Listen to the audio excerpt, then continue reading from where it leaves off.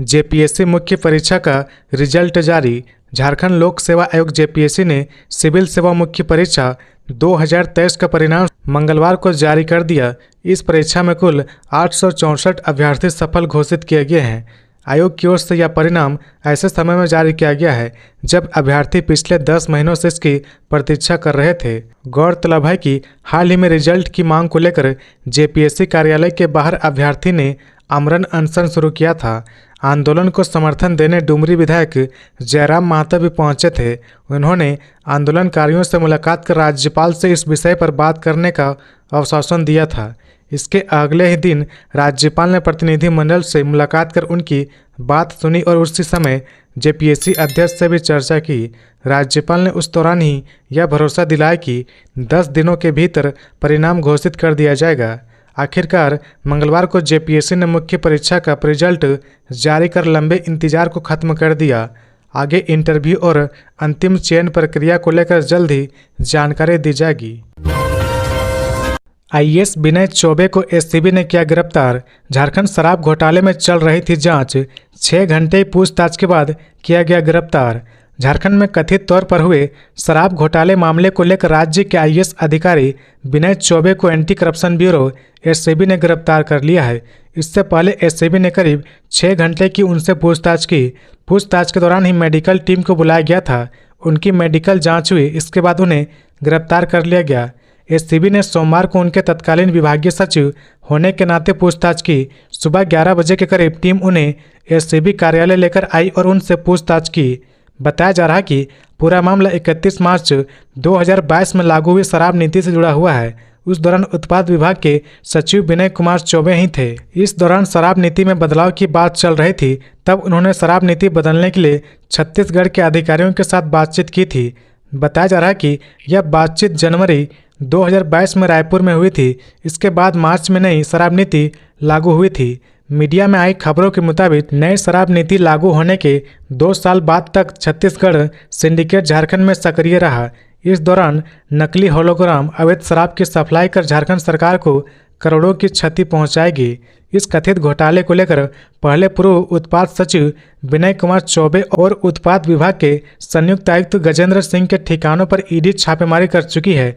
तब सभी अधिकारियों के आईफोन व अन्य दस्तावेजों को ईडी ने जब्त किया था। मैया सम्मान योजना में आया बड़ा अपडेट। इस बार सिर्फ अप्रैल माह की मिलेगी किस्त। झारखंड सरकार की मैया सम्मान योजना के तहत लाभुक को इस बार केवल अप्रैल महीने की 2500 रुपये की राशि मिलेगी। मई की किस्त अगले महीने भेजी जाएगी। महिला बाल विकास एवं सामाजिक सुरक्षा विभाग ने सभी जिलों के उपायुक्तों को निर्देश दिया कि वे लाभुक का वेरिफिकेशन कार्य जल्द पूरा करें और फिर 1 महीने की राशि लाभुक के बैंक खाते में भेजें। इस बार विभाग ने यह भी स्पष्ट किया कि सभी जिलों को एक ही दिन में भुगतान करने की बाध्यता नहीं होगी। जैसे ही किसी जिले का वेरिफिकेशन पूरा हो जाएगा उसी समय उस जिले के लाभुक के खाते में राशि भेजी जा सकती है। विभागीय अधिकारियों ने भरोसा दिलाया कि वेरिफिकेशन कार्य समय पर पूरा होते ही सभी लाभुक को अप्रैल की राशि बिना किसी देरी के मिलेगी। मई की राशि अगले महीने अलग से दी जाएगी। पुलिस में 4th ग्रेड की नियुक्तियां अब जेएसएससी से होगी। झारखंड राज्य पुलिस ट्रेड संवर्ग भर्ती नियमावली को मंजूरी। झारखंड पुलिस विभाग में ट्रेड संवर्ग की भर्ती प्रक्रिया को लेकर बड़ा बदलाव किया गया है। पुलिस हस्तक्षेप मैनुअल 1978 में संशोधन करते हुए राज्य सरकार ने झारखंड राज्य पुलिस ट्रेड संवर्ग भर्ती प्रोन्नति तथा अन्य सेवा शर्तें नियमावली 2025 को अधिसूचित कर दिया है। गृह विभाग द्वारा इन नई नियमावली की अधिसूचना जारी कर दी गई है। नई व्यवस्था के तहत पुलिस ट्रेड के कुल पदों में से 50% पदों पर सीधी नियुक्ति प्रतियोगिता परीक्षा के माध्यम से की जाएगी। यह परीक्षा झारखंड कर्मचारी चयन आयोग जेएसएससी द्वारा आयोजित की जाएगी। शेष 50% पद विभाग में कार्यरत चतुर्थ वर्गीय ट्रेड कर्मियों के लिए आरक्षित होंगे जो कम से कम 10 वर्षों की सेवा पूरी कर चुके हैं। इन कर्मियों की नियुक्ति सीमित विभागीय प्रतियोगिता परीक्षा के माध्यम से की जाएगी, जिसका आयोजन डीजीपी द्वारा गठित समिति द्वारा प्रत्येक वर्ष किया जाएगा। यह सीमित प्रतियोगिता परीक्षा तब तक प्रभावी रहेगी जब तक कि चतुर्थ वर्गीय ट्रेड कर्मियों के पद सेवानिवृत्ति या पदों के समाप्त होने के कारण पूरी तरह समाप्त नहीं हो जाते। इसके बाद पुलिस ट्रेड संवर्ग के सभी पद 100% सीधी भर्ती के माध्यम से भरे जाएंगे। नियमावली के अनुसार इस अधिसूचना के लागू होने से पहले नियुक्त और कार्यरत कर्मी ही चतुर्थ वर्गीय ट्रेड कर्मी माने जाएंगे। पुलिस विभाग में वर्तमान में चतुर्थ वर्गीय ट्रेड संवर्ग के 3,665 पद सर्जित है, जिसमें महिलाओं के लिए 33% आरक्षण का प्रावधान किया गया है। झारखंड राज्य पुलिस ट्रेड संवर्ग में नियुक्ति हेतु चयन प्रक्रिया को लेकर विस्तृत दिशा निर्देश जारी किया गया है। शारीरिक दक्षता परीक्षा, लिखित परीक्षा, व्यवहारिक ज्ञान परीक्षण और चिकित्सकीय जांच के आधार पर अभ्यर्थी का चयन किया जाएगा। असिस्टेंट प्रोफेसर के 110 पदों के लिए इंटरव्यू 22 से 25 मई तक 73 आवेदन हुए रद्द। झारखंड लोक सेवा आयोग जेपीएससी ने राज्य के मेडिकल कॉलेजों में असिस्टेंट प्रोफेसर लेक्चरर के 110 पदों पर सीधी नियुक्ति के लिए इंटरव्यू की नई तारीखों की घोषणा कर दी है। अब यह इंटरव्यू 22 मई से 25 मई 2025 तक होगा। पहले यह प्रक्रिया 5 मई से 8 मई के बीच तय थी, जिसे स्थगित कर दिया गया था। इससे पहले आयोग ने 22 से 25 अप्रैल के बीच अभ्यर्थी के दस्तावेजों का सत्यापन किया था। अब जिन अभ्यर्थी के आवेदन सही पाए गए वही इंटरव्यू में शामिल हो सकेंगे। अभ्यर्थी अपनी जन्म तिथि और रजिस्ट्रेशन नंबर की मदद से जेपीएससी के आधिकारिक वेबसाइट से एडमिट कार्ड डाउनलोड कर सकते हैं। इस भर्ती प्रक्रिया में 73 अभ्यर्थी के आवेदन खारिज कर दिए गए हैं। इनका कारण अनुभव की अनिवार्यता पूरी न करना, न्यूनतम आयु सीमा से कम होना, 8 फरवरी 2022 तक सीनियर रेजिमेंट के रूप में 1 वर्ष का अनुभव न होना और अन्य तकनीकी या दस्तावेज संबंधी खामियां हैं। जेपीएससी ने साफ किया कि केवल वही अभ्यर्थी इंटरव्यू में बैठ सकते हैं जिन्होंने सभी आवश्यक शैक्षणिक योग्यता और अनुभव की शर्तें पूरी की है। उम्मीदवारों को सलाह दी गई कि वे समय रहते अपने एडमिट कार्ड डाउनलोड कर ले और इंटरव्यू से जुड़ी जरूरी जानकारी वेबसाइट पर चेक कर सकते हैं। जमशेदपुर के डिमना लेक में डूबे 2 युवक के शव बरामद। दोस्तों के साथ घूमने गए थे। जमशेदपुर के बोड़ाम थाना क्षेत्र स्थित डिमना लेक में सोमवार शाम डूबे 2 युवक के शव सिविल डिफेंस टीम ने मंगलवार दोपहर बरामद कर लिया है। मृतकों की पहचान मानगो निवासी नितिन गोराई और प्रतीक कुमार के रूप में हुई है। दोनों अपने 4 दोस्तों के साथ घूमने के लिए डिमना लेक पहुंचे थे। बताया गया कि शाम करीब 6 बजे सभी युवक नहाने के इरादे से लेक में उतरे थे, लेकिन नितिन और प्रतीक गहरे पानी में चले गए। साथियों ने उन्हें बचाने की कोशिश की मगर सफल नहीं हो सके। घटना डैम के उस हिस्से में घटी जो कुटीमा कली गांव के पास टापू के समीप स्थित है, जहां आसपास कोई आबादी नहीं, जिससे तत्काल मदद नहीं मिल पाई। घटना की जानकारी मिलने पर परिजन करीब 1 घंटे बाद घटनास्थल पर पहुंचे। स्थानीय प्रशासन को सूचना देने के बाद रात भर तलाशी अभियान जारी रहा, लेकिन सफलता नहीं मिली। मंगलवार सुबह फिर से सिविल डिफेंस की टीम ने रेस्क्यू ऑपरेशन शुरू किया। दोपहर के वक्त दोनों के शव पानी से निकाले जा सके। शव मिलते ही मौके पर मौजूद परिजनों का रो रो कर बुरा हाल हो गया। पुलिस ने दोनों शव को पोस्टमार्टम के लिए भेज दिया और आगे की कार्रवाई कर रही है। शराब घोटाले मामले में उत्पाद आयुक्त गजेंद्र सिंह भी गिरफ्तार। सीनियर आईएएस अफसर विनय चौबे की गिरफ्तारी के साथ साथ संयुक्त उत्पाद आयुक्त गजेंद्र सिंह भी गिरफ्तार हो गए हैं। बता दें कि दोनों से लंबी पूछताछ के बाद उनको गिरफ्तार किया गया है। गिरफ्तारी के बाद दोनों को कोर्ट में पेश कर दिया गया। नौकरी खोज रहे युवाओं के लिए सुनहरा मौका। हेमंत सोरेन सरकार लाई कर्मयोगी जोहार पोर्टल। झारखंड के युवाओं को रोजगार पाने का ऑनलाइन प्लेटफॉर्म मिलने वाला है।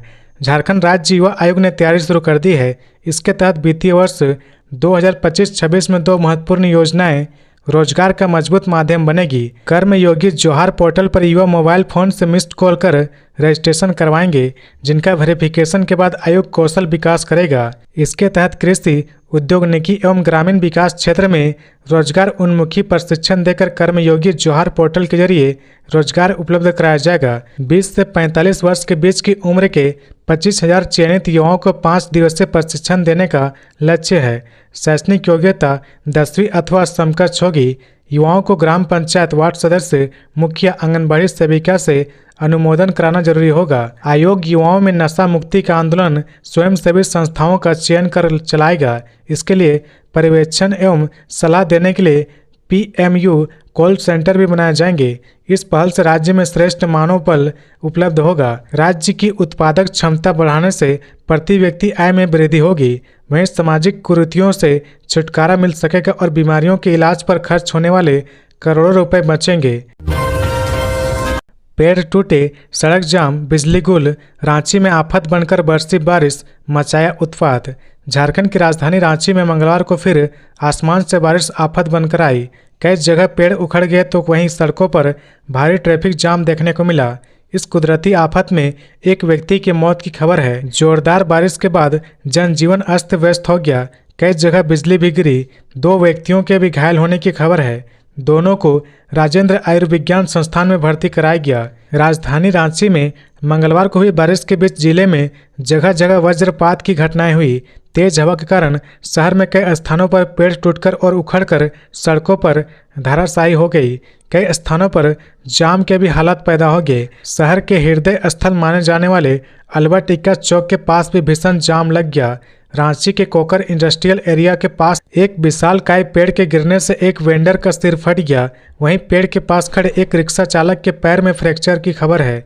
दोनों घायलों को राजेंद्र आयुर्विज्ञान संस्थान रिम्स ले जाया गया। जगह जगह पर बिजली के तार पर पेड़ के गिरने से विद्युत आपूर्ति पर भी असर पड़ा है। राज्य में भीषण वज्रपात की घटना से एक की मौत की खबर है। मौसम विभाग की माने तो रांची में 21 मई को भी मौसम ऐसा ही रहेगा। अधिकतम तापमान 34 डिग्री तो न्यूनतम तापमान 23 डिग्री पर रहेगा। गरज चमक के साथ बारिश के भी संकेत है। मौसम विभाग ने 22 और 23 और 24 मई को भी कमोबेश ऐसे ही मौसम की उम्मीद जताई है। 25 मई से मौसम साफ हो जाएगा। झारखंड में 39 लाख मजदूरों को नहीं मिल रहा भुगतान, नतीजा घट रही काम मांगने वालों की संख्या। झारखंड में मनरेगा के तहत काम मांगने वालों की संख्या में इस बार गिरावट दर्ज की गई है। वित्तीय वर्ष 2024-25 में मनरेगा काम की मांग में 8% की कमी आई है। एक ताज़ा सर्वे के अनुसार झारखंड देश के उन शीर्ष 3 राज्यों में शामिल है जहां सबसे ज़्यादा मजदूर ऑनलाइन भुगतान के लिए अयोग्य पाए गए हैं। यह सर्वे लिपटेक इंडिया नरेगा संघर्ष मोर्चा द्वारा किया गया है, जिसका नाम the missing work A national review of MNREGA implementation है। झारखंड में मनरेगा के तहत 1 करोड़ से अधिक लोगों ने रजिस्ट्रेशन करवाया है, लेकिन इनमें से करीब 38% यानी 39 लाख मजदूर आधार आधारित भुगतान प्रणाली के लिए अयोग्य हैं। इसका मतलब है कि इन मजदूरों को काम करने के बावजूद मजदूरी नहीं मिल पाती है, क्योंकि उनके बैंक खाते आधार और सरकारी भुगतान प्रणाली से नहीं जुड़े हैं। वित्तीय वर्ष 2023-24 में राज्य में कुल 10 करोड़ 97 लाख कार्य दिवस का काम मिला था, जो 2024-25 में घटकर 10 करोड़ 9 हजार रह गया है। यह भी एक वजह है कि लोग अब मनरेगा में काम की रुचि नहीं ले रहे। गुमला में दर्दनाक सड़क हादसा, बस और बाइक की भिड़ंत में 2 युवक की मौत। गुमला जिले के चैनपुर थाना क्षेत्र अंतर्गत अनुमंडल कार्यालय के समीप मंगलवार को एक भीषण सड़क हादसे में 2 युवक की दर्दनाक मौत हो गई। यह दुर्घटना एक यात्री बस और मोटरसाइकिल के बीच सीधी भिड़ंत के कारण हुई है, जिससे क्षेत्र में शोक की लहर दौड़ गई है। जानकारी के अनुसार लुपुंग नावाटोली निवासी 21 वर्षीय अविनाश असुर और 27 वर्षीय अमित असुर अपनी मोटरसाइकिल पर सवार होकर चैनपुर से गुमला की ओर जा रहे थे। चैनपुर अनुमंडल कार्यालय के समीप विपरीत दिशा से आ रही मूनलाइट नामक यात्री बस ने उनकी मोटरसाइकिल को जोरदार टक्कर मार दी। टक्कर इतनी जबरदस्त थी कि अविनाश असुर की घटनास्थल पर ही मौत हो गई। वहीं गंभीर रूप से घायल अमित असुर को तत्काल चैनपुर सामुदायिक स्वास्थ्य केंद्र ले जाया गया, लेकिन चिकित्सकों ने उन्हें भी मृत घोषित कर दिया। घटना की सूचना मिलते ही चैनपुर थाना प्रभारी कुंदन चौधरी अपनी टीम के साथ घटनास्थल पर पहुंचे। उन्होंने दुर्घटनाग्रस्त बस को अपने कब्जे में ले लिया और घटना के संबंध में विस्तृत जानकारी जुटा रहे। इस हृदय विदारक घटना से पूरे चैनपुर क्षेत्र में गहरा शोक व्यक्त है। पुलिस ने दोनों शव को पोस्टमार्टम के लिए भेज दिया और आगे की कानूनी कार्रवाई कर रही है। बीजेपी ने टीएससी बैठक का किया बहिष्कार। कांग्रेस बोली आदिवासी अस्मिता का अपमान भाजपा की आदत है। झारखंड सरकार द्वारा बुलाए गए ट्राइबल एडवाइजरी काउंसिल टीएससी के बैठक से भाजपा द्वारा किनारा किए जाने पर प्रदेश कांग्रेस ने तीखा हमला बोला है। प्रदेश कांग्रेस कमेटी के मीडिया प्रभारी राकेश सिन्हा ने इसे संविधान, परंपरा और आदिवासी अस्मिता का अपमान बताया है। राकेश सिन्हा ने कहा कि भाजपा की आदत रही कि वह आदिवासियों के अधिकारों और सम्मान को नज़रअंदाज करती रही। उन्होंने याद दिलाई कि पत्थलगड़ी आंदोलन के दौरान भाजपा सरकार ने निर्दोष आदिवासियों पर देशद्रोह जैसे गंभीर मुकदमे थोपे हैं। आज वही भाजपा आदिवासी हितों की उपेक्षा का आरोप लगाकर टीएससी की बैठक से दूरी बना रही, जबकि अपने शासनकाल में लैंड बैंक के नाम पर आदिवासी की जमीन कॉरपोरेट को सौंपने की साजिश की थी। सिन्हा ने कहा, उन्होंने यह भी आरोप लगाया कि भाजपा ने ही सीएनटी और एसपीटी एक्ट में संशोधन का प्रस्ताव लाकर आदिवासी के जंगल जमीन से जुड़े अधिकारों को कमजोर करने की कोशिश की थी। कांग्रेस प्रवक्ता ने सवाल उठाया कि भाजपा बार बार आदिवासी समुदाय को गुमराह क्यों करना चाहती है।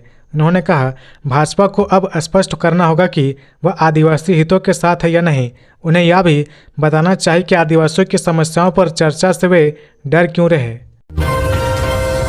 राष्ट्रपति पुरस्कार से सम्मानित शिक्षक की मौत, गुस्साए लोग अपनी मांग को लेकर सड़क पर उतरे। राष्ट्रपति पुरस्कार से सम्मानित शिक्षक सुशील मरांडी की सड़क हादसे में मौत हो गई, जिसके बाद विद्यालय के शिक्षकों, छात्रों और अभिभावक में काफी रोष है। घटना के बाद गुस्साए लोगों ने सड़क को जाम कर दिया। दरअसल जामताड़ा जेबीसी हाई स्कूल के प्रिंसिपल सह आदिवासी साहित्यकार सुशील मरांडी सड़क दुर्घटना में घायल हो गए थे। उनका इलाज पश्चिम बंगाल के दुर्गापुर में चल रहा था, जहां इलाज के दौरान उसकी मौत हो गई, जिसके बाद आक्रोशित लोग अपनी मांगों को लेकर स्कूल के सामने धरने पर बैठ गए और सड़क को जाम कर दिया। आक्रोशित लोगों ने प्रशासन से स्कूल के सामने मुख्य सड़क पर स्पीड ब्रेकर लगाने और सड़क के दोनों ओर लगी दुकानों को हटाने की मांग की है। लोगों का कहना है कि स्पीड ब्रेकर न लगाने और अतिक्रमण के कारण आए दिन दुर्घटनाएं होती रहती है। जामताड़ा सदर थाना प्रभारी सह पुलिस निरीक्षक राजेश कुमार मंडल ने बताया कि स्कूल के शिक्षक सुशील मरांडी सड़क दुर्घटना में घायल हो गए थे। उनका इलाज पश्चिम बंगाल में चल रहा था, जहां उनकी इलाज के दौरान मौत हो गई। धनबाद में बोले सीएम हेमंत सोरेन, अपनी कमियों को दूर करते हुए विनोद बिहारी महतो के सपनों को पूरा कर रहे हैं। धनबाद के विनोद बिहारी महतो कोयलांचल विश्वविद्यालय परिसर में मंगलवार को झारखंड आंदोलन के पुरोधा विनोद बिहारी महतो की आदमकद प्रतिमा का अनावरण समारोह आयोजित किया गया। इस ऐतिहासिक अवसर पर मुख्यमंत्री हेमंत सोरेन ने शिरकत करते हुए उन्हें श्रद्धांजलि अर्पित की और कहा कि यह दिन पूरे राज्य और राज्यवासियों के लिए गौरव का दिन है। कहा कि अपनी कमियों को दूर करते हुए हम विनोद बिहारी महतो के सपनों को पूरा कर रहे हैं। सीएम ने कहा कि कोयलांचल क्षेत्र में उच्च शिक्षा को सुलभ और सशक्त बनाने के उद्देश्य से इस विश्वविद्यालय की स्थापना की गई थी और इसे स्वर्गीय विनोद बिहारी महतो के नाम पर समर्पित किया गया है। उन्होंने याद दिलाई कि 2014 में उनकी सरकार ने इस विश्वविद्यालय की नींव रखी थी, जो आज एक भव्य आकार में सामने है। मुख्यमंत्री ने कहा, हमने अपने महापुरुषों के बलिदानों को कभी भुलाया नहीं। झारखंड का हर चौराहा, हर कोना उनके संघर्ष और त्याग की गवाही देता है। आज भी कई स्थानों पर आंदोलनकारियों की प्रतिमाएं और स्मृति स्थल तैयार कराए जा रहे हैं। मैया सम्मान योजना की 5,46,000 महिलाओं के नाम सूची से हटेंगे। अप्रैल मई की राशि नहीं भेजी जाएगी। मैया सम्मान योजना को लेकर एक बड़ी खबर सामने आ रही है। दैनिक भास्कर में छपी विनय चतुर्वेदी की रिपोर्ट के अनुसार 5,46,000 महिलाओं के नाम लाभुक की सूची से हटा दिए जाएंगे। कहा जा रहा है कि जो अपात्र महिलाएं हैं, उन लोगों ने अब तक जरूरी कागजात जमा नहीं किए हैं, न ही बैंक खाते के आधार कार्ड से लिंक होने की जानकारी दी है। इन्हें अप्रैल और मई की राशि नहीं भेजी जाएगी। इनमें से करीब 2 लाख लाभुक का डेटा मिसमैच है। उन्हें जनवरी से मार्च तक का भुगतान भी नहीं दिया गया है। झारखंड सरकार ने यह साफ कर दिया कि योजना की राशि केवल उन लाभुक को ही दी जाएगी जिनका बैंक खाता आधार कार्ड से लिंक है। अब तक करीब 51 लाख ऐसी महिलाएं की पहचान हुई है जिन्हें पात्र लाभुक माना गया है। विभाग इनकी जिलावार सूची बना रहा। इन 51 लाख महिलाओं को भुगतान के लिए अलॉटमेंट जारी होने वाला है। योजना की शुरुआत में लाभुक को 1,000 रुपये प्रतिमाह दिया जा रहा था। विधानसभा चुनाव के दौरान मुख्यमंत्री हेमंत सोरेन ने इसे बढ़ाकर 2,500 रुपये करने की घोषणा की थी। जिन जिन राज्यों में इस तरह की लाभकारी योजना महिलाओं के लिए चलाई जा रही, इससे सबसे ज़्यादा राशि झारखंड सरकार 18 से 50 साल की महिलाओं को दे रही है। दरअसल दिसंबर की राशि ट्रांसफर होने के बाद बड़ी संख्या में अपात्र लाभुक की बात सामने आई है। इसके बाद सभी जिलों में भौतिक सत्यापन हुआ। इसमें 43,85,000 लाभुक योग्य पाए गए। इनमें से 37,55,000 लाभुक के खाते ही आधार से लिंक थे। शेष 12,76,000 लाभुक को होल्ड कर रखा गया है। मंत्री का बड़ा फैसला, मानसून से पहले 3 महीने का राशन एक साथ मिलेगा। केंद्र के निर्देश पर राज्य सरकार की पहल। मानसून से पहले राहत की बड़ी पहल करते हुए झारखंड सरकार ने राज्य के 2,88,00,000 राशन कार्डधारी को जून, जुलाई और अगस्त तीनों महीने का राशन अग्रिम देने का ऐलान किया है। यह निर्णय केंद्र सरकार के निर्देश पर लिया गया है, लेकिन राज्य सरकार की तत्परता ने इसे जमीन पर उतारने में निर्णायक भूमिका निभाई है। खाद्य सार्वजनिक वितरण एवं उपभोक्ता मामले विभाग ने 1 जून से 30 जून तक 3 महीने के राशन वितरण का आदेश जारी किया है।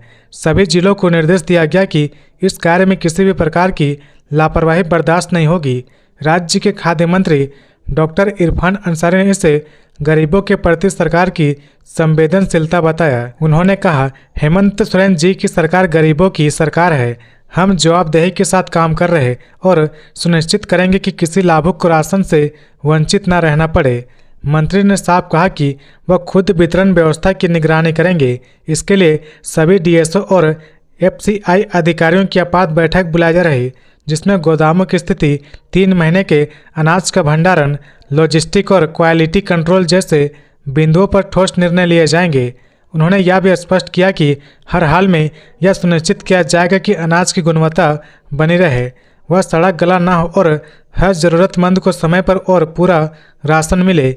विभाग ने आपूर्ति श्रृंखला को पहले से ही सक्रिय कर दिया है ताकि आपदा या बाढ़ जैसी स्थिति में किसी गरीब को भूखा न रहना पड़े। झारखंड में पीएम आवास योजना के तहत 20 लाख से अधिक आवास बनाने का लक्ष्य 15 मई तक बढ़ी सर्वे तिथि। केंद्र सरकार की लाभकारी योजना में शामिल प्रधानमंत्री आवास योजना ग्रामीण के तहत राज्य में 2 फेज मिलाकर लगभग 20 लाख से अधिक आवास बनाने का लक्ष्य रखा गया है।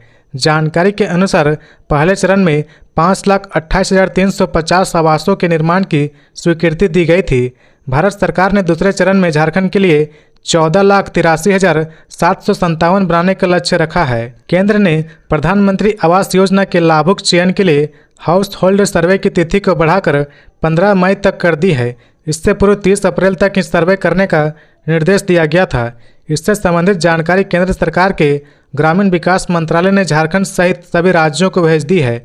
इस आलोक में भारत सरकार के निर्देश में सभी राज्यों को पत्र लिखा है, जिसमें कहा गया कि प्रधानमंत्री आवास योजना का हाउस होल्ड सर्वे तय समय में पूरा कर ले। इसके लिए योग्य लाभुक की सूची आवास प्लस मोबाइल एप्लीकेशन पर डालना है। इधर पीएम आवास योजना 2.0 शहरी के तहत भी इस साल 50,000 आवास बनाए जाएंगे। जानकारी के मुताबिक पीएम आवास योजना शहरी 2.0 योजना के अंतर्गत अगले 5 साल में झारखंड में 5 लाख आवास बनाए जाएंगे। इसमें हर साल 50,000 आवास बनाए जाएंगे। झारखंड में 45 असिस्टेंट जेलर और 1900 कक्षपालों की होगी नियुक्तियां। झारखंड के जेलों में स्टाफ की भारी कमी को देखते हुए राज्य सरकार ने बड़ी संख्या में नियुक्ति की तैयारी शुरू कर दी है। जानकारी के मुताबिक कारा विभाग जल्द ही 45 असिस्टेंट जेलर और 1900 कक्षपाल के पदों पर बहाली के लिए विज्ञापन जारी करेगा। इसके अलावा जिला बल, उत्पाद सिपाही और होमगार्ड के रिक्त पदों पर भी नियुक्ति प्रक्रिया शुरू की जाएगी। कुल मिलाकर लगभग 8,000 पुलिसकर्मी की बहाली एक साथ की जाएगी। कक्षपाल की नियुक्ति प्रक्रिया में अभ्यर्थी को दौड़, शारीरिक दक्षता और लिखित परीक्षा में सफल होना अनिवार्य होगा। इस बार भर्ती प्रक्रिया को पहले से काफ़ी सरल किया गया है। विशेष रूप से दौड़ की दूरी को घटाया गया है और समय की सीमा को बढ़ाया गया है। पहले की भर्ती में 10 किलोमीटर की दौड़ होती थी, लेकिन अब पुरुष उम्मीदवारों को 1600 मीटर की दौड़ 6 मिनट में, जबकि महिला उम्मीदवारों को 10 मिनट में पूरी करनी होगी। गौरतलब है कि पिछली बार उत्पाद सिपाही की दौड़ के दौरान एक अभ्यर्थी की मृत्यु हो गई थी, जिसके बाद प्रक्रिया को अधिक सुरक्षित और आसान बनाने का निर्णय लिया गया। सभी नियुक्तियां अस्थायी आधार पर की जाएंगी, जिसमें होमगार्ड के पद भी शामिल है। वर्ष 2016 में जेलरों की नियुक्ति के लिए साक्षात्कार समेत अन्य प्रक्रियाएं हुई थी। बड़ी संख्या में अभ्यर्थी ने भाग लिया था, लेकिन मात्र 4 जेलरों की नियुक्ति की गई है। इसके बाद 8 वर्षों तक जेलर और असिस्टेंट जेलर की बहाली को लेकर सरकार की ओर से कोई ठोस पहल नहीं की गई। वर्तमान में राज्य के 26 जेलों में जेलर का पद खाली है। वर्ष 2016 में 275 जेल सिपाही और कक्षपालों की बहाली हुई थी। बाद में 500 सेफ भूतपूर्व सैनिक को बहाल किया गया था। वर्तमान में राज्य भर में सेफ, जेल सिपाही और कक्षपालों को मिलाकर कुल लगभग 1000 कर्मी तैनात हैं। सरना धर्म कोड को लेकर कांग्रेस का प्रदर्शन 26 मई को। सरना धर्म कोड को लेकर आगामी 26 मई को प्रदेश कांग्रेस राज्य व्यापी प्रदर्शन करेगी। जनगणना के फॉर्म में सरना कोड अंकित करने की मांग के साथ पार्टी नेता व कार्यकर्ता राजधानी में राजभवन के समक्ष एक दिवसीय धरना प्रदर्शन करेंगे। इसका नेतृत्व पार्टी के प्रदेश कांग्रेस केशव महतो कमलेश करेंगे। प्रदेश कांग्रेस प्रवक्ता सोनाल शांति ने बताया कि आदिवासी को धार्मिक पहचान देने के मुद्दे पर कांग्रेस पार्टी मुखर होकर संघर्ष करती रही है। आगामी जनगणना में 7वें कॉलम का उल्लेख करा आदिवासियों के अस्तित्व को धार्मिक पहचान दिलाने की लड़ाई की जा रही है। उन्होंने बताया कि प्रदर्शन के बाद दिन के 3 बजे से बिहार क्लब में पार्टी नेताओं की बैठक की जाएगी। बैठक में आगामी नगर निकाय चुनाव के लिहाज से विचार विमर्श किया जाएगा। बैठक में पार्टी के जिला अध्यक्षों व शहरी नगर निकायों के लिए नियुक्त पर्यवेक्षक शामिल होंगे। प्रदर्शन व बैठक दोनों में प्रदेश कांग्रेस प्रभारी के राजू शामिल होंगे। निर्धारित समय में नहीं हो सका निकाय चुनाव, राज्य निर्वाचन आयुक्त की भी नियुक्ति नहीं। झारखंड में नगर निकाय चुनाव कराने के लिए उच्च न्यायालय द्वारा दिया गया 4 महीने का समय 16 मई को पूरा हो गया। निर्धारित तिथि में राज्य सरकार चुनाव नहीं करा सकी। इसी बीच 24 मार्च को राज्य निर्वाचन आयुक्त का कार्यालय भी पूरा हो गया। 25 मार्च से राज्य निर्वाचन आयुक्त का पद भी खाली है। फिलहाल राज्य में नगर निकाय चुनाव कराने की प्रक्रिया ठप हो रही है। ट्रिपल टेस्ट पूरा, लेकिन तैयारियों पर लगा ब्रेक। राज्य के नगर निकाय चुनाव में आरक्षण निर्धारित करने के लिए पिछड़ा वर्ग आयोग द्वारा ट्रिपल टेस्ट पूरा कर लिया गया है, लेकिन राज्य निर्वाचन आयुक्त का पद खाली रहने की वजह से चुनाव की तैयारियों पर ब्रेक लग गया है। आयोग द्वारा निकायों में मतदाता सूची के प्रकाशन, वार्डों और बूथों का गठन, इसकी की गई उपलब्धता जैसी चुनाव पूर्व तैयारी अधूरा रह गई है। राज्य निर्वाचन आयुक्त के नहीं होने की वजह से जिलों में की गई तैयारियों की ना तो समीक्षा हो रही और न ही कोई निर्देश दिया जा रहा। राज्य को उठाना पड़ रहा आर्थिक नुकसान। संविधान के 74वें संविधान में शहरी निकाय में चुनाव नहीं कराना स्थानीय निकायों को कमजोर करना माना जा रहा। बावजूद राज्य के 13 नगर निकायों में वर्ष 2024 से इन चुनाव लंबित है। वहीं 35 अन्य शहरी निकायों का कार्यकाल वर्ष 2023 के मार्च अप्रैल महीने में समाप्त हुआ था। उसके बाद से निकायों में जनता का प्रतिनिधित्व नहीं है। निकाय चुनाव नहीं होने की वजह से राज्य सरकार को लगातार आर्थिक नुकसान भी उठाना पड़ रहा। चुनाव में देरी के कारण वित्त आयोग की अनुशंसा पर केंद्र सरकार द्वारा राज्य को दिया जाने वाला अनुदान नहीं मिल पा रहा। जेएसएससी सीजीएल केस के अनुसंधानकर्ता बदले। जेएसएससी सीजीएल परीक्षा केस के अनुसंधान पदाधिकारी बदल गए हैं। सीआईडी में केस ट्रांसफर होने के बाद इसका अनुसंधान डीएसपी रविंद्र सिंह के द्वारा किया जा रहा था। अब केस के अनुसंधान की जिम्मेदारी डीएसपी दिलीप खालको को दी गई है। जानकारी के मुताबिक केस के पहले अनुसंधान लंबी छुट्टी पर चले गए हैं। ऐसे में उन्होंने केस का प्रभार सौंप दिया था, जिसके बाद नए अफसर को अब जांच की जिम्मेदारी दी गई है। 25 मई के पहले दर्ज होगी पूरक चार्जशीट। सीआईडी ने प्रारंभिक जांच पूरी होने पर केस में 2 आरोपियों के खिलाफ चार्जशीट दायर की थी।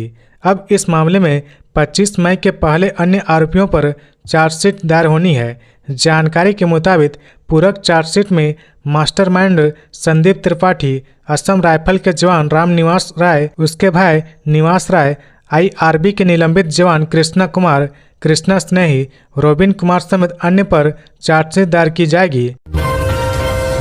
लातेहार डीसी ने सुनी लोगों की शिकायतें, जल्द समाधान का दिया आश्वासन।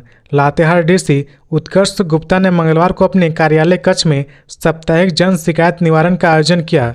जिले के शहरी व ग्रामीण क्षेत्र से आए लोगों ने अपनी अपनी समस्याओं को डीसी के समक्ष रखा। डीसी ने सभी लोगों से एक एक कर उनकी समस्याएं सुनी।